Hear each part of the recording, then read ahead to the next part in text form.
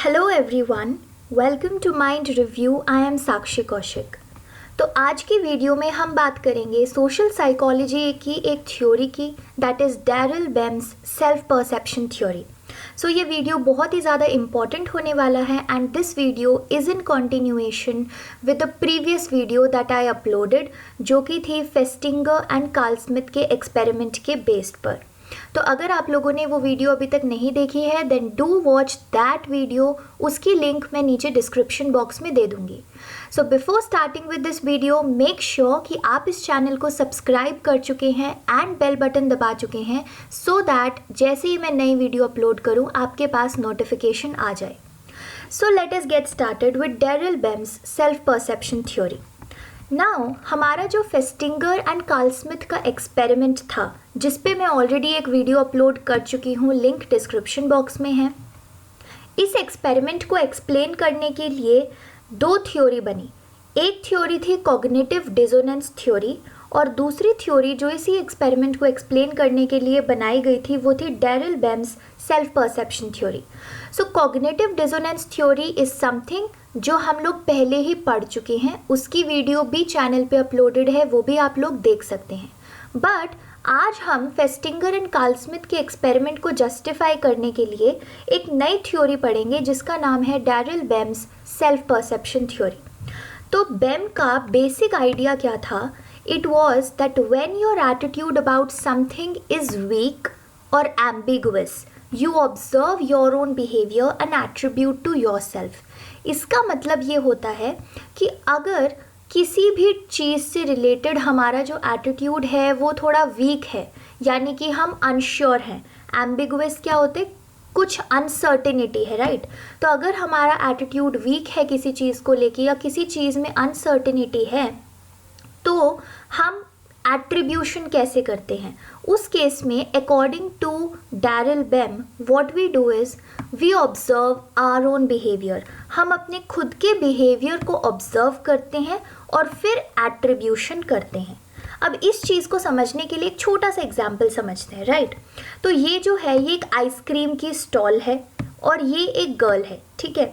इस लड़की से पूछा जाता है, इस लड़की से एक इंटरव्यूअर आके पूछते हैं that do you like ice cream, क्या आपको आइसक्रीम पसंद है, ठीक है। अब ये लड़की थोड़ी अनश्योर है कि इसको आइसक्रीम रियलिटी में पसंद है या नहीं है। तो बेम के अकॉर्डिंग ये लड़की आंसर देने के लिए क्या करेगी? ये अपना खुद का बिहेवियर ऑब्जर्व करेगी, ठीक है। ये खुद के बिहेवियर के बारे में सोचेगी कि मैं आइसक्रीम तो बहुत ज़्यादा खाती हूँ, हफ्ते में मतलब 7-8 आइसक्रीम्स तो खा ही लेती हूँ। Every day I eat 1 ice cream, और अगर मैं इतनी आइसक्रीम खा रही हूँ दैट मीन्स मुझे आइसक्रीम पसंद होगी, राइट? तो ऐसे इस लड़की ने एक आंसर डेवलप किया, अपने आप पे एट्रीब्यूशन दिया। उसने अपना खुद का बिहेवियर ऑब्जर्व किया कि मैं काफ़ी सारी आइसक्रीम तो खाती हूँ, दैट मीन्स इसका यही मतलब होगा कि मेरे को आइसक्रीम पसंद है। So this is Bem's basic idea that हम जो लोग हैं, every human being, they infer what their attitudes are based upon the observation of their own behaviour. अपने खुद के बिहेवियर को ऑब्जर्व करके वो किसी भी चीज़ के टूवर्ड्स अपना एटीट्यूड बना लेते हैं। जैसे कि इस लड़की ने अपना खुद का बिहेवियर ऑब्जर्व किया कि ये हफ्ते में 7-8 आइसक्रीम्स खा लेती है, that means she likes ice cream and इसका attitude towards ice cream in general क्या हो गया? पॉजिटिव, ठीक है। सो ये है बेसिक आइडिया जो डैरिल बेम अपनी थ्योरी में कहते हैं। अब जो चीज़ हमें जाननी है वो ये जाननी है that what is the difference. जो हमने दो थ्योरीज पढ़ी, कॉग्निटिव डिसोनेंस थ्योरी भी पढ़ी एंड अभी हमने डैरिल बेम की सेल्फ परसेप्शन थ्योरी के बारे में भी थोड़ा बहुत जान लिया है। So what exactly is the difference between these two theories? अब देखो बेसिक डिफरेंस क्या है कि डैरिल बेम की जो थ्योरी है उसमें बेम does not hypothesised a state of discomfort और डिसोनेंस, ठीक है।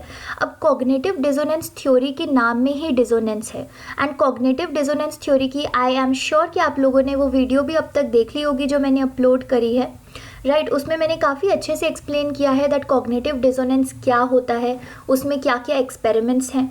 तो कॉग्निटिव डिसोनेंस थ्योरी में यही है कि हमारे को एक स्टेट ऑफ डिसकम्फर्ट होता है जिसकी वजह से हम अपने एटीट्यूड में चेंजेस लाते हैं। बट डैरिल बैम ने अपनी थ्योरी में एक स्टेट ऑफ डिस्कम्फर्ट या स्टेट ऑफ डिसोनेंस की बात बिल्कुल भी नहीं की। राइट, इंस्टेड डैरिल बैम ने किस चीज़ पे फोकस किया है is that a person's initial attitude is irrelevant and there is no discomfort produced by behaviour.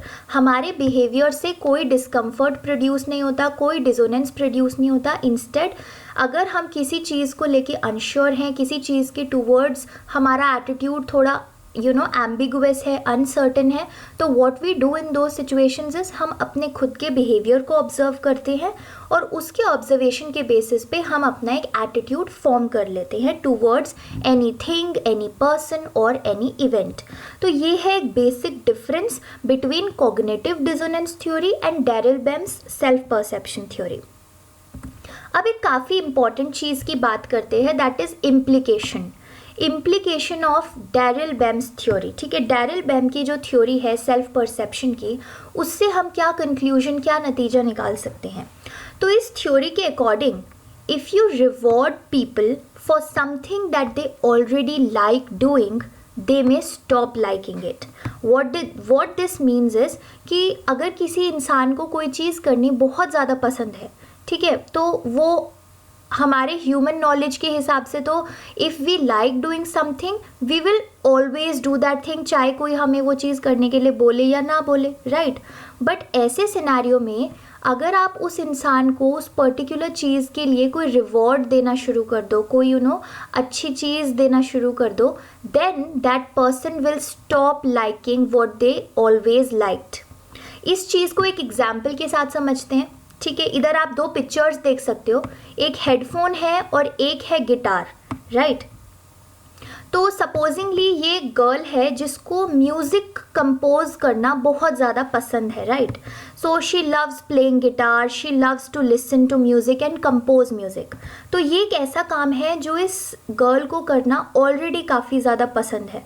But इस काम को करने के लिए अगर इसके पेरेंट्स इसको रिवॉर्ड देने लग जाए, फॉर एग्ज़ाम्पल इसको पॉकेट मनी मिलने लग जाए for composing music, so what will happen is eventually she will stop liking this according to Daryl Bem's theory.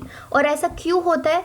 क्योंकि ये अपने बिहेवियर को ऑब्जर्व करेगी and this girl will think that ये जो मैं म्यूज़िक कॉम्पोजिशन कर रही हूँ, this is what I am doing not because I like it, but ये मैं इसीलिए कर रही हूँ क्योंकि मुझे वीकली पॉकेट मनी मिल रही है, राइट। तो इवेंचुअली क्या हो जाएगा कि ये गर्ल जो चीज़ इसको बहुत पसंद थी, that was composition of music और गिटार प्लेइंग, उस चीज़ को वो लाइक करना छोड़ देगी बिकॉज अब उसका जस्टिफिकेशन डिफरेंट हो गया। तो इसी इफ़ेक्ट को हम कहते हैं ओवर जस्टिफिकेशन इफेक्ट, कि किसी भी चीज़ को हमने ओवर जस्टिफाई कर दिया, हम जब ज़्यादा रिवॉर्ड करने लग जाएं, right. So this effect is called over justification effect, जो डैरिल बैम ने अपनी थ्योरी में दिया था। अब फेस्टिंगर एंड कार्ल स्मिथ की जो थ्योरी थी, आई होप आप लोगों ने वो वीडियो भी देख ली होगी, फेस्टिंगर एंड कार्ल स्मिथ की एक्सपेरिमेंट की वीडियो। उसमें फेस्टिंगर एंड कार्ल स्मिथ में there were two groups. One group was जिनको मिले थे $20 for lying to the participants, right. और एक दूसरी ग्रुप थी जिनको मिले थे $1 for lying to the participants. अब डैरिल बैम की थ्योरी के अकॉर्डिंग वो अपने बिहेवियर को कैसे जस्टिफाई करते हैं? $20 के पार्टिसिपेंट्स वो अपने खुद के बिहेवियर को ऑब्जर्व करेंगे and what they will conclude is कि आई गॉट $20 फॉर लाइंग, तो इसीलिए मैंने झूठ बोल दिया and actually I did not enjoy that experiment. ठीक है, वो बहुत बोरिंग एक्सपेरिमेंट था, but just because I got $20 therefore I lied. But जो $1 जिन पार्टिसिपेंट्स को झूठ बोलने के लिए $1 मिल गया, वो अपने बिहेवियर को ऑब्जर्व करेंगे एक एटीट्यूड फॉर्म करने के लिए। ना what they will observe is, उनको लगेगा कि देखो $1 तो बहुत ही स्मॉल अमाउंट है, तो सिर्फ $1 के लिए तो हम झूठ नहीं बोल सकते। सो दैट मीन्स हमें सच्ची में ही मज़ा आया होगा उस एक्सपेरिमेंट को करने के लिए, that we said to other new participants that I really enjoyed the experiment. तो ये था explanation of Festinger and Carl Smith's experiment by the self perception theory. ठीक है, तो इन क्रक्स डैरिल बैम की सेल्फ परसेप्शन थ्योरी हमको यही बताती है कि एज ह्यूमंस हम अपने खुद के बिहेवियर को ऑब्जर्व करते हैं और फिर किसी भी चीज़ से रिलेटेड एक एटीट्यूड फॉर्म करते हैं। Whereas cognitive dissonance theory हमको बताती है कि जब हमारा डिसोनेंस होता है हमारे अंदर, यानी कि एक सेंस ऑफ डिस्कम्फर्ट फील होता है, उस पॉइंट पे हम अपने एटीट्यूड को चेंज करते हैं, अपने एटीट्यूड में चेंजेस लेकर आते हैं। So this was about Daryl Bem's self perception theory.